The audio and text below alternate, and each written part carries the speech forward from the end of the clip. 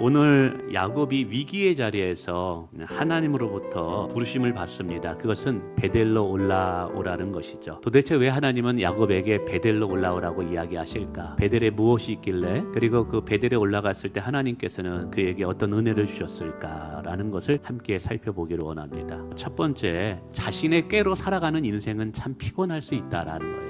야곱이란 뜻이 속이는 자입니다. 자신의 지혜와 자신의 꾀로 살아가는데 이번에도 또 방법이 없는 거예요. 그래서 이거 어떻게 해야 되나 하나님 앞에 기도하는 중에 하나님께서 나타나신 거예요. 그래서 뭐라고 말씀하시느냐? 베델로 올라와라. 이런 모습을 통해서 참 인생은 문제의 연속이구나. 자기의 꾀로 살아가는 인생은 피곤할 수 있다라는 것이죠. 여러분 평안하시길 원하십니까? 그러면 성령을 따라 행하시기를 주님의 이름으로 축원을 드립니다. 하나님을 의지하면 그때마다 하나님이 우리를 도우시는 줄 믿습니다. 두 번째는 위기 때는 나를 도와줄 참 하나님이 누구인지를 알게 되는 때라는 것이죠. 오늘 야곱은 가나안 땅으로 향하고 있지만 자신의 집안의 우상들을 버리지 않았어요. 근데 지금 위기를 만나니까 하나님은 그 우상을 버리라 라고 말씀하고 있습니다. 하나님은 위기 가운데 야곱을 부르심으로써 야곱이 진짜 의지해야 할 분이 하나님인 것을 깨닫게 한다라는 거예요.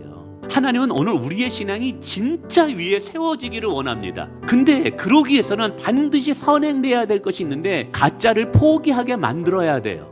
나를 도와주실 수 있는 분이 누구인지를 명확하게 깨달을 때가 언제냐? 여러분 위기 때예요. 문제를 만나면 내가 힘들고 어려울 때 나에게 도움이 되실 분은 하나님밖에 없다라는 것을 깨닫게 된다라는 사실입니다. 세 번째, 문제의 연속에서 중요한 것은 그 문제에 어떻게 반응할 것인가가 중요하다는 거예요. 육적으로 반응할 것이냐? 육적으로 반응하는 사람은 남을 탓해요. 또 누군가를 원망합니다. 또 어떻게 보면 어떤 사람은 포기하고 절망 속에 그냥 모든 것을 내려놓으려고 합니다.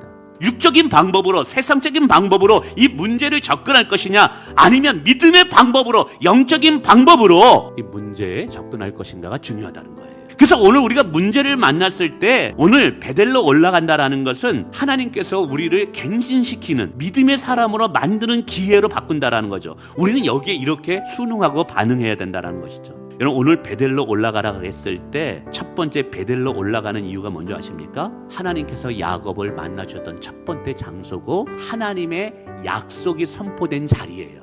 그러므로 하나님께서 지금 야곱으로 올라오라는 첫 번째 의미는 뭐냐면 말씀을 갱신하라는 거예요. 그러니까 성경을 볼 때 하나님의 말씀을 때 죽어있는 말씀, 사람의 말씀으로 듣지 말고 하나님의 말씀으로 들으라는 거예요. 그 말씀대로 하나님은 하신다라는 거예요. 말씀대로 믿으라는 거예요. 우리에게 그런 영적 갱신이 필요해요. 두 번째는 우상을 버리래요. 이것들을 다 땅에 묻고 하나님께 나오래요. 이게 뭐냐? 의지할 대상을 분명히 하라는 거예요.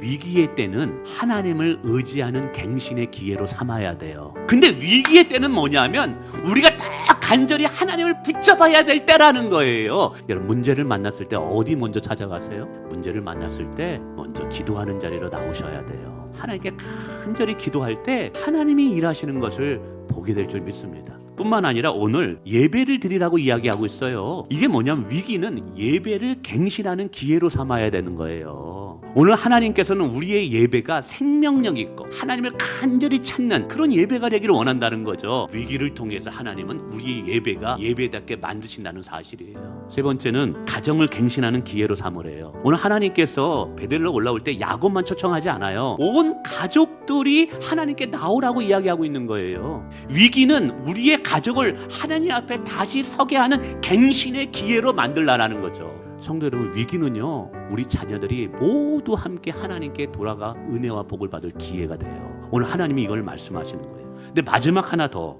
야곱은 브리스 족속과 가나안 족속이 막 칼을 들고 쳐들어가지고 자신들을 죽이려고 해요. 근데 하나님은 이 위기 앞에 오히려 어리석게도 베델로 올라와라, 하나님을 예배하라, 하나님과의 관계를 회복하는 걸 먼저 하라, 이렇게 하고 있다는 거예요. 세상 사람들이 보기에는 너무나 맞지 않는 모순적인 이야기예요. 근데 문제는 이것이 야곱의 문제를 해결했다는 거예요.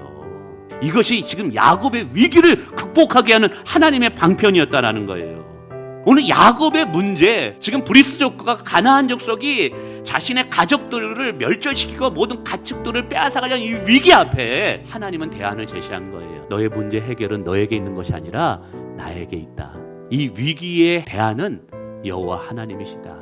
그러므로 사랑하는 성도 여러분, 오늘 우리가 문제 앞에 있을 때 하나님은 매뉴얼을 주지 않는다는 것을 기억하세요. 하나님이 먼저 우리에게 관심 있는 것은 우리가 다시 언약의 자리로 나오고 예배의 자리로 나오고 회개의 자리로 나오고 하나님만을 의지하는, 하나님만을 소망으로 두는 자로 우리가 변화되기를 원한다는 거예요. 그렇게 될 때 나머지의 문제, 위기들은 하나님께서 되어지게 만드신다는 거예요. 오늘 저와 여러분의 인생이 그렇게 되시기를 주님의 이름으로 축원을 드리겠습니다.